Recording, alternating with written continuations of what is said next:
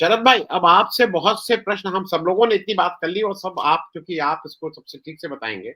एक तो हमारे कुछ दर्शकों का कहना यह है कि मायावती जी ने अखिलेश यादव को धोखा दिया था 2019 में, अपने वोट उन्होंने बीजेपी को ट्रांसफर करा दिया अखिलेश।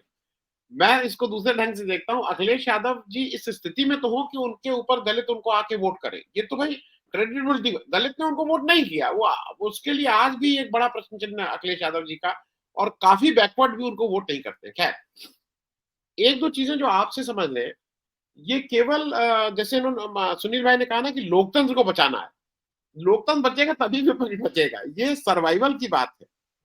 आज कोई किसी के ऊपर एहसान नहीं कर रहा है। 2024 में अगर आप साथ होकर नहीं लड़ेंगे तो आप सबके सर्वाइवल की बात है। दूसरा, उत्तर प्रदेश में एक अजीब तरह का है, वो राममय होने की बात है। और जो मैं बीएसपी की बात कर रहा हूं, उस राममय में सबसे ज्यादा अगर आप देखिए तो वो दलित और वो ओबीसी सबसे ज्यादा पार्टिसिपेंट होते हैं, मतलब वो एक्टिवली जो पार्टिसिपेट करते हैं वो करते हैं। और अगर उसका 5-10% जो भी वोट है, अगर मायावती जी इफेक्ट डाल के उसको कम से कम बीजेपी में जाने से रोक सकती है तो वो एक बड़ी बात होगी। तो आपसे जरा शरद भाई अब ये बताइए, ये पूरे उसमें राहुल गांधी 11 दिन यहाँ लगा रहे हैं, तो वो क्या केवल कांग्रेस पार्टी के को नजर में रख के लगा रहे हैं, या उनके मन में कहीं एक लार्जर इंडिया अलायंस की भी बात है? क्योंकि मैं दर्शकों को बता दूं, राहुल गांधी 39 दिन बाद यूपी में एंटर करेंगे, 14 को यात्रा शुरू हो रही है, मोटे तौर पे 22-23 फरवरी को यूपी में एंटर कर जाएगी यात्रा। तब तक ये भी पता लग जाएगा कि ये राहुल गांधी की यात्रा कांग्रेस की यात्रा है कि इंडिया गठबंधन की यात्रा है। क्योंकि अगर अखिलेश जी साथ चलेंगे तो उनका भी फायदा है, और अखिलेश जी साथ नहीं चलेंगे, कांग्रेस की यात्रा रह गई, तो मुझे ऐसा लगता है कि अखिलेश जी का नुकसान हो जाएगा उससे। शरद भाई, देखिए, सबने बहुत सी बातें कही, बहुत सी बातों से मैं एग्री करता हूँ, कुछ बातों से मेरा इत्तेफाक नहीं है, जो खास तौर से वो मायावती को लेकर के, क्योंकि मायावती को ऐसा बना देना कि वो इतनी इंडिस्पेंसिबल है, ये जानते हुए कि मायावती टिपिकल बिल्कुल बीजेपी की गोद में बैठी हुई है, उसके बाद ये उम्मीद करना और ये सोचना कि मायावती आ जाएंगी तो ये हो जाएगा मायावती। देखिए, सब मानते हैं, जो यहां बैठे हुए ये लोग भी बोल चुके हैं इस बात को, मायावती का वोट जिस तरह से गिरा है अगली बार और गिरेगा, या अगले चुनाव में, क्योंकि मायावती इतनी ज्यादा एक्सपोज हो चुकी है इस बात से। ये तो सुनील ने हमारे कहा भी कि भाई मुस्लिम वोट उन्हें इसीलिए नहीं मिलेगा क्योंकि दिखता है उन्होंने जिस तरीके से अपने कार्ड्स प्ले करे हैं पिछले साल 2 साल में, कभी कोई इशू पे बोलना नहीं, और जब बोलना तो ऐसा बोलना जिससे फायदा बीजेपी का हो, मोदी का हो। उससे साफ जाहिर हो गया है सबको कि मायावती को किसी ना किसी चीज का डर है। अब देखिए, जिसके पास दौलत बहुत होती है उसको ईडी और सीबीआई से डरना पड़ता है। दौलत सबके सारे पॉलिटिशियंस के पास है, बट कुछ लोगों के पास इतनी ज्यादा हो जाती है, और देख चुके हैं उनके ऑलरेडी केसेस चल रहे हैं। और जो सरकारें होती हैं वो इंश्योर करती हैं कि तलवार लटकी रहे, जब जरूरत पड़ी तो गिरा दी नीचे गर्दन पे। और इनके साथ ऐसे ही है, जिस तरीके की दौलत और विजिबल दौलत है तो उनको डरना पड़ता है, उनके लिए मजबूरी है। तो जब ऐसी स्थिति है तो एक्सपेक्ट करना कि मायावती आके जादू कर देंगी, ये मेरे ख्याल कुछ जरूरत से ज्यादा ओवर एस्टिमेट करे। दूसरी बात, मायावती का जो इतिहास है, अलावा इसके कि वो बीजेपी की गोद में बार बार जाके बैठती हैं, मायावती का इतिहास ये है कि जिसके साथ वो इलेक्शन लड़ती हैं उसके साथ सरकार नहीं बनाती। ये देख लीजिए, 1990 से लेकर आगे तक कभी उन्होंने सरकार नहीं बनाई, वो यूज करती हैं। अखिलेश को उन्होंने सरासर बेवकूफ बनाया, और अखिलेश इतने, क्योंकि हम तो हमेशा से कहते हैं कि अखिलेश में पॉलिटिकल मैच्योरिटी की कमी, इसी वजह से मायावती के साथ उन्होंने गठबंधन किया। मायावती ने इंश्योर किया कि उनका वोट ट्रांसफर ना हो, ये इंश्योर किया होगा, नहीं तो मायावती का वोट किधर भी जा सकता था जहां वो कहती। अखिलेश ये समझे कि सारा वो खत्म हो गया, पिताजी से जो उनका झगड़ा था गेस्ट हाउस कांड की वजह से, जिसमें मायावती के ऊपर अटैक किया गया था समाजवादी पार्टी के नेताओं द्वारा, तो वो उसको मद्देनजर रखते हुए मायावती ने, बिल्कुल इसके बाद यह तय हो गया कि मायावती ने बदला लिया उस चीज का, और अखिलेश के हाथ कुछ नहीं लगा। अखिलेश जो 10 सीटों पे थे वो 5 पे आ गए, मायावती जो 0 पे थी वो 10 पे आ गई। ये, और उसके बाद मायावती ने जिस तरह इलेक्शन के बाद ही गालियां देना शुरू करी समाजवादी पार्टी को, उसके बाद ये उम्मीद करना कि अखिलेश यादव उनके लिए एक्सेप्ट कर लेंगे उनको, मेरे ख्याल, क्योंकि बेनिफिट इतना मायावती से नहीं होगा जितना ज्यादा खतरा है। मायावती का अगर वोट, जो जो कई एनालिस्ट कह चुके हैं, कि अब जो 12.88% था वो भी गिर के शायद 6% पे आ जाए या 7% पे आ जाए। तो मायावती की वो हैसियत नहीं है, और इसी वजह से नहीं है क्योंकि उन्होंने हथियार डाल दिए बीजेपी के सामने, और वो वैसा ही करेंगी जो बीजेपी चाहेगी। मायावती और ओवैसी दो ऐसे व्यक्ति हैं, दो ऐसे लीडर्स हैं जिनका गेम पूरा खुला हो चुका है कि वो मोदी का भला करने के लिए बैठे हैं यहाँ किन्हीं कारणों से, और ज्यादातर पैसा माना जाता है। किसी को पैसा चाहिए, किसी को पैसा बचाना है, यही प्रॉब्लम। जहां तक राहुल गांधी का सवाल है, बड़ी अच्छी उम्मीदें हमें हमें भी इन थियोरी बड़ा अच्छा लगता है, और हम सब चाहते हैं, क्योंकि कांग्रेस पार्टी अगर नहीं उभरेगी तो विपक्ष का जो एक समूह है वो उस तरीके से नहीं बन पाएगा जो बीजेपी को टक्कर दे सके। सही है, लेकिन कांग्रेस पार्टी जागे तो सोते से। ये जो सीजनल जोश आता है ना, मैं इसमें राहुल गांधी को ही रिस्पॉन्सिबल होल्ड करता हूं। राहुल गांधी ने बहुत अच्छी भारत जोड़ो यात्रा करी, जो टिपिकल वो जो जो कहते हैं ना अंग्रेजी में फिट्स एंड स्टार्ट्स में काम करते हैं, कि बड़ा जोश आ गया सब, उसके बाद बैठ गए कि अब क्या, अब तो हम सब जीत गए। ये जो उनके, जो चाहे वो एडवाइजर्स कराते हो चाहे वो खुद करते हो, उन्होंने उसको सस्टेन करने के लिए, उसको कंसोलिडेट करने के लिए कुछ नहीं किया। आज कितना टाइम हो गया भारत जोड़ो यात्रा समाप्त हुए?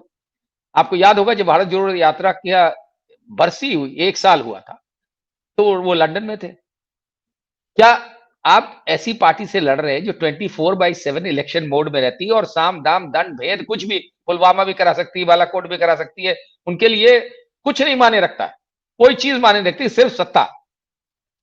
हिंदू मुस्लिम डिवाइड कर ही रखा है बुरी तरीके से। अब मंदिर का बनाएंगे उसी तरीके से बनाना चाहते हैं जैसे पुलवामा को बनाया था। तो ऐसी पार्टी से लड़ने के लिए आपको तो एक्शन में रहना चाहिए ना, सोने नहीं चले जाना चाहिए।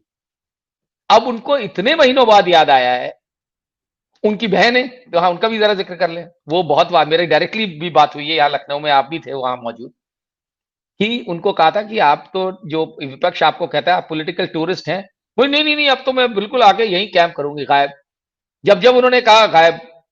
यूपी में कांग्रेस को रिवाइव करने के लिए जीरो एफर्ट कांग्रेस का, जीरो। ये शर्म आनी चाहिए कांग्रेस लीडरशिप को। आज आप आकर के 11 दिन रह करके आप सोचते हैं कि वो रिवाइव हो जाएगा खाली। ठीक, राहुल गांधी की सब लोग, हम भी तारीफ करेंगे, वहां ताली भी हो जाएंगे लोग, लेकिन क्या उससे वोट मिल जाएगा? इम्पॉसिबल। वो 11 दिन को कंसोलिडेट करने के लिए कोई यहां बंदे तो होने चाहिए उनके, जो मैसेज ले जा सके। आज आपको दिखता है कहीं उत्तर प्रदेश में? कोई बता दे मुझे, कहां दिख रहे कांग्रेस वाले कुछ करते हुए? कुछ नहीं, वो सब उम्मीद कर रहे हैं, वेट कर। कांग्रेस का कल्चर में प्रॉब्लम ये रही है, क्योंकि बरसों तक जो 40-45 साल सत्ता में रहा हो, तो उनको लगता है कि यार ऊपर वाला नीली छतरी से कुछ बरसाएगा, हमारी झोली भर जाएगी, बस हम आ गए पावर में। वही हुआ छत्तीसगढ़, राजस्थान और मध्य प्रदेश में हारने का कारण यही हुआ कि अब तो क्या, अब तो राहुल गांधी ने भारत जोड़ो यात्रा की, हम तो जीत ही रहे। तो सब अपने अपने बैठ गए, अपने झगड़े करते रहे। इनका प्रॉब्लम क्या है कि ये दूसरे से, विपक्ष से जो जो उनकी विपक्षी जो पार्टी है, बजाय उससे लड़ने के अंदर में लड़ते हैं। वही हुआ राजस्थान में, वही हुआ मध्य प्रदेश में। ये इनको जो है, मुझे समझ में नहीं आता कितना डिले किया। जब तक ये वाली भारत जोड़ो न्याय यात्रा समाप्त होगी, तब उससे बीच में आप देखिएगा इलेक्शन अनाउंस हो चुकेगा, बहुत बहुत पहले अनाउंस हो जाएगा, क्योंकि मोदी को टाइमिंग चाहिए। राम मंदिर पूरा इसी टाइमिंग करेगी, राम मंदिर की टाइमिंग, राम मंदिर कंप्लीट हो गया होता साल भर पहले। आपने भी देखा, हमने भी देखा, अयोध्या सन 82 से उसको कवर कर रहे, और जब जब से कुछ, जब भी कुछ कोई एक्टिविटी वहां गए, आज से लगभग 7-8 साल पहले आपको याद होगा कि ये जितना पत्थर वहां का तराशा गया है, काटा गया है, वो तैयार था। और ये जो मेन स्ट्रक्चर है अलावा फाउंडेशन के, उसमें कोई सीमेंट मोर्टर नहीं इस्तेमाल हो रहा है, चूना नहीं इस्तेमाल हो रहा है। वो स्लॉटेड, जिस तरह वो लेगो गेम्स होते हैं बच्चों के, उस तरीके का है, एक के उसमें दूसरे को स्लॉट में डाल दिया जाएगा। हमने 7-8 साल पहले देखा था, नंबर्ड थे सारे स्लॉट्स। उस टाइम ये सब कहते थे, यही जो बनाने वाले लोग हैं, यही जो सोमपुरा जो आर्किटेक्ट हैं, बोलते थे हमें 6 महीने का टाइम चाहिए, 2 स्टोरी का सामान तैयार है। तो भैया ये इंतजार कर रहे थे इलेक्शन का, नहीं तो कब कब का हो गया होता है। इलेक्शन की वजह से इन्होंने टाइमिंग रखा है। और अभी जिस तरीके का कैंपेन चल रहा है उनका, जिस तरीके के डोर टू डोर जा रहे हैं, पूरा जोर इस पे है। ये सब के लिए मुझे लगता है कि बहुत देरी करी है। चलिए देर आए दुरुस्त, राहुल गांधी ने बहुत लेट करी है और ये इंडिया अलायंस ने भी आपसी झगड़ों में इतना वक्त गुजार दिया। अब मुझे लगता है कि टाइम, अखिलेश यादव भी एक्सेप्ट, जब से ये बातें उड़ी हैं और ये आ रही है, अंदर से भी खबर आ रही है कि राहुल गांधी ने फाइनली सेटल कर लिया है कि अखिलेश जितनी जो अपना चंक चाहते हैं उनको मिल रहा है और कांग्रेस शायद 20 सीटों पे लड़े या इस तरीके की बातें आ रही है और उसी तरीके से आरएलडी को 5 सीटें दे देंगे और बात समझ में आती है। इसी में अगर आप मायावती को इंसर्ट कर दीजिए तो बताइए क्या क्या स्थिति बनेगी। सुनील ने अभी बड़ी सही बात कही, मायावती अब या नावेद ने कही कि जो मायावती अपनी टर्म्स पे आएंगी वो थोड़ी ना, वो तो फिर से खेल करेंगी। तो मायावती को से कोई उम्मीद रखना कि वो हेल्प करें बीजेपी को हराने में, ये नादानी होगी हमारी। तो ऐसी सिचुएशन में कांग्रेस को बड़ी फूक फूक के चलना चाहिए, अखिलेश को भी समझदारी से काम लेना चाहिए। कांग्रेस ने अपने जो अपनी उसकी हैसियत है यूपी में, उस हिसाब से एक्सेप्ट कर लेना चाहिए सीटें। ऐसा भी नहीं कि अखिलेश यादव 60 की 60 सीटें में 60 के कैंडिडेट्स भी होंगे उनके तगड़े जो लड़ सके, इसमें भी कोई दो राय नहीं है। कांग्रेस के पास तो 20 भी नहीं मिलेंगे। ऐसे में मायावती को ला करके अपने को स्टंप करवाना है, जो क्रिकेट में स्टंपिंग होती है कि अंदर से बैठ करके जो है पीछे ही बैठा हुआ आदमी और आपको कर दे। तो बहुत कॉशियस गेम चलना पड़ेगा और मुझे नहीं लगता कि मायावती के बाहर रहने से इंडिया अलायंस का कोई नुकसान होगा। मायावती के आ जाने से ये ठीक है कि एक परसेप्शन बन जाएगा कि देखिए पूरा विपक्ष एक है, लेकिन अगर आपके अंदर कोई भेदी बैठा हुआ है, घर का भेदी लंका ढाए बड़ी बात, तो आप कैसे उसे एक्सेप्ट कर सकते हैं? ये सोच करके समझदारी से काम लेना। शरद भाई, मैं एक चीज इसलिए आपसे पूछ ले रहा हूँ, आपसे समझने की दृष्टि से पूछ रहा हूँ। जी जी जी, जैसे बिल्कुल पूछिए। जैसे बिहार में बीजेपी ने अपने सिटिंग एमपीज के टिकट काट के जेडीयू को लाई थी, ये जानते हुए कि नीतीश कुमार कभी भी इधर उधर जा सकते हैं। मैं कुतर्क की दृष्टि से नहीं, समझने की दृष्टि से। और उससे परसेप्शन क्या बना कि 40 में 39 सीट ले गई एनडीए। मेरा जो मुझे लगता है कि purely from the strategic point of view, Mayawati अगर आती हैं और उससे कांग्रेस और सपा की जो जो कंबाइंड सीट है, मान लीजिए जो भी वो सोचते होंगे हमें 7 मिलेगी, 17 मिलेगी, 20, वो अगर 1-2 बढ़ जाती है, मैं उसको एक दूसरे ढंग से देखा। कांग्रेस और सपा की सीटें, मतलब मैं इंडिया गठबंधन को बोल रहा हूं, मैं आरएलडी का नाम नहीं लेता हूं, मैं ये मान के चलता हूं RLD is part of India गठबंधन। हाँ, अगर बिना मायावती के उनकी 10 सीट आती है, मायावती जी के आ जाने से उनकी 11 सीट आती है, मायावती जी की 20 आए, 25 आए, 50 आए, तो मुझे ऐसा लगता है कि कहीं ना कहीं एक परसेप्शन भी, और ये स्ट्रेटेजिकली हमारे लिए फायदा है। भाई बीजेपी की सीट काट के हम इस पे आपसे समझने की दृष्टि से कर रहे हैं। देखिए आनंद भाई, मुझे लगता है कि मायावती को हम ओवर एस्टिमेट कर रहे हैं।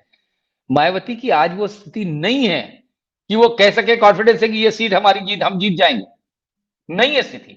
और दूसरा, जहां पे भी रिलायबिलिटी ना हो, इसको मैं नहीं करता मायावती को नीतीश से कंपेयर नहीं करता मैं। नीतीश ने जो जो किया उसमें, जो पहली बार बीजेपी के साथ गए, आपको याद होना चाहिए, हम सब ब्लेम करते हैं नीतीश को, मुझे लगता है उसमें लालू ज्यादा रिस्पॉन्सिबल थे। क्योंकि अगर लालू अपने बेटे के महत्वाकांक्षा को नहीं नीचे कर सकते थे और कहते कि भाई ठीक है, अगर वो सारा झगड़ा इस बात पे था कि उनका बेटा बन जाए, इसलिए तो वो कूदे। अगर पावर में नहीं रहते तो नीतीश आज अपनी ये क्रेडिबिलिटी ना बना पाते कि आज वो इंडिया ऑपोजिशन ब्लॉक के कन्वीनर बनने की हैसियत रखते। और जो अगर वो कन्वीनर बनते, जिसके के काफी वो दिख रहे हैं आसार, तो ऐसी सिचुएशन में उनसे उम्मीद, उनको मायावती से कंपेयर करें, मायावती का तो इतिहास यही है ना कि जिसके साथ इलेक्शन लड़ती है उसके साथ सरकार नहीं बनाती। तो मुझे लगता है वो रिस्क लेना जायज होगा, एक दफे स्टैंड लेना जरूरी है, बजाय ये खतरा मोल लेने के कि भैया उन्होंने आप, अच्छा वैसे भी वो आपका वोट काटेंगे, वो आपको भला नहीं करने वाली, और अपना जो शेयर ले लेंगी उतनी सीटें तो गई आपकी, क्योंकि अल्टीमेटली उन्हें जाना है मोदी के इंस्ट्रक्शंस पे चलना है। जी शरद भाई, अब एक चलते चलते, क्योंकि मैं ये प्रश्न सभी के लिए कॉमन है, एक बहुत संक्षेप में, एक 2 मिनट में। अखिलेश यादव, अरे माफ कीजिएगा, राहुल गांधी 66 दिन की भारत जोड़ो न्याय यात्रा कर रहे हैं।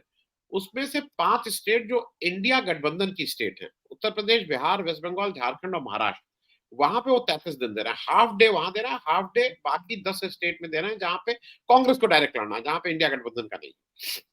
ये मैं इसलिए पूछ रहा हूं कि राहुल गांधी या जो भी उसके रणनीतिकार हैं वो ये बिल्कुल सोची समझी रणनीति के तहत आधा टाइम इंडिया गठबंधन, क्योंकि वो अगर बिहार में जा रहे हैं जहां 4 दिन दे रहे हैं, बिहार में उनको पता है कि 4-5 सीट से ज्यादा उनको नहीं मिलेंगी, मतलब 4-5 सीट से ज्यादा लड़ने के लिए नहीं मिलेगी।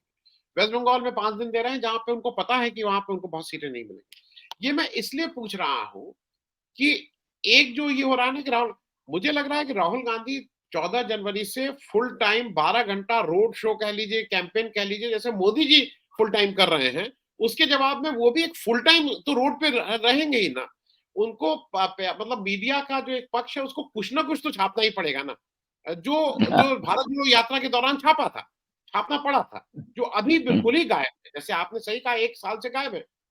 तो मैं जरा इसमें एक बहुत संक्षेप टिप्पणी और वही सेम प्रश्न आप सब लोगों को रिवर्स ऑर्डर में चलते दे रहा हूँ। अच्छा ठीक है, मेरा मानना ये है कि जहां तक मीडिया का सवाल है, मीडिया की स्थिति वही है जो मायावती की है मोदी के सामने। जो मेन स्ट्रीम मीडिया है वो डायरेक्शंस लेता कहां से सबको मालूम है। जिस तरह मेरा तो मानना यह है कि जिस तरह हिटलर के जमाने में गोबेल थे, तो ऐसे ही इनके यहां भी एक बैठे हुए हैं गोबेल, जो आज के गोबेल हैं। वो तय करते हैं कि मीडिया में क्या हेडलाइन जाएगी, वो तय करते हैं कि आज चैनल में कौन सी डिबेट होगी, वो तय करते हैं। अब तो ये भी तय करने लगे कि संपादक कौन। तो ऐसी स्थिति में ये उम्मीद करना कि मीडिया बहुत ज्यादा कवरेज देगा, वो मजबूरी में पिछली बार दिया था। अब की बार शायद और सख्ती के इंस्ट्रक्शंस हो जाएं, तो क्योंकि इलेक्शन पास में है, तो उस तरीके का वो नहीं, जो भी मिलेगा उनको सोशल मीडिया पे मिलेगा। ये उम्मीद करना कि ये मीडिया बहुत उनके लिए स्पेस देगा, ऐसा नहीं होने वाला है। उसके बावजूद भी ये जहां तक इसका सवाल है, अगर यूनिटी दिखती है बाकी लोगों में माइनस मायावती, वो इटसेल्फ अच्छी स्ट्रेंथ देगी। लेकिन सब यूपी का जहां तक सवाल है, वो आपका ठीक है कहना कि यहाँ पे बहुत टाइम स्पेंड करें, बिकॉज राहुल गांधी को ये भी गिल्ट होगी कि पिछली बार भारत जोड़ो यात्रा में यूपी को गोल कर गए थे, किनारे से स्कर्ट कर गए थे, जो बहुत बड़ी गलती थी। उसके बाद करके एक अध्यक्ष बना दिया जो कभी कभी दिखता है, कोई मतलब नहीं। ऐसा नहीं है कि कांग्रेस बहुत कार्य कर रही है और मीडिया दिखा नहीं रहा है, अरे कुछ कर ही नहीं रहे। तो उन अभी भी जाग जाए सोते से, अजय राय सड़क पे दिखे कुछ करते हुए एक आध दफे, अलावा इसके कि बेवकूफी के स्टेटमेंट्स देने के और एरोगेंस भरे स्टेटमेंट्स देने के, जिससे अपने ही झगड़ा पैदा करते हैं, कुछ और करें। शरद भाई, चलते चलते जब उत्तर प्रदेश के ओम प्रकाश राजभर और संजय निषाद को कहा जाएंगे, उसके बाद भी बीजेपी उनको लगातार रिझाने में लगी रहती है, लगातार कभी जहाज भेजेगी, कभी वहां बिठाएगी, कभी मिठाई खिलाएगी, कभी समोसा खिलाएगी। उसके बाद और ये जानते हुए कि भाई साहब उस समय जब बात करें तब भी आपके साथ है कि नहीं है, शायद हम सब लोग जो कहना चाह रहे हैं वो ये कि मोर द मैरियर, जितने ज्यादा लोग नहीं, वो ये जो नावेद ने जो बात कही ना आनंद भाई, ये बिल्कुल सही है। As a part of strategy यही करना चाहिए, as a part of strategy. चाहे जैसे बीजेपी करती है, अब उनको सबको मालूम है ओम प्रकाश राजभर, उनको पैसा भी मिल जाए, उन्हें गाड़ी घोड़ा भी मिल जाए और हवाई जहाज भी मिल जाए। तो ये पार्टी ये जो इस तरीके की पार्टीज है वो ये करती है, खेल इसी के उनका उनका चलता है, दुकान संजय चलती है, निषाद जी के साथ दुकान पार्शियलिटी मत, बिल्कुल। तो लेकिन और संजय निषाद जी के साथ पार्शियलिटी मत कीजिए, वो भी संजय निषाद जी भी उसके दोनों के लिए कह रहा हूं मैं, सॉरी, दोनों के लिए कह रहा हूं। तो ये छोटी पार्टी में ये पॉसिबल है, लेकिन आप देखिए शरद जी, हाँ, ये हाँ, घोषित उपचुनाव में कौन सा योगदान दे पाए राजभर जी? कौन सा योगदान दे पाए संजय निषाद साहब? क्या है अनड्यू कि जब इम्पोर्टेंस, इनको अनड्यू इम्पोर्टेंस दे रखी जा रही है। लेकिन एक माहौल में ही आप सब आपको मतदाता आपके साथ आ पाता, और आपका मतदाता कहां जाएगा ये आपको सोचना पड़ेगा। और आपको ये भी याद रखना पड़ेगा कि मायावती कहां जाएंगी इस चुनाव के बाद, उनकी पार्टी की स्टेटस क्या बचेगा, ये भी ये एसेस करना बहुत जरूरी है। जिस तरह से गिर रहा है उनका ग्राफ, उनके अपने वोटर को भी मालूम हो गया है कि इनका क्या रोल है अब भारत की राजनीति में। उनको दौलत चाहिए या सत्ता के पास, या लड़ना है, ये बड़ा स्पष्ट हो चुका है पिछले 2-2.5 साल में।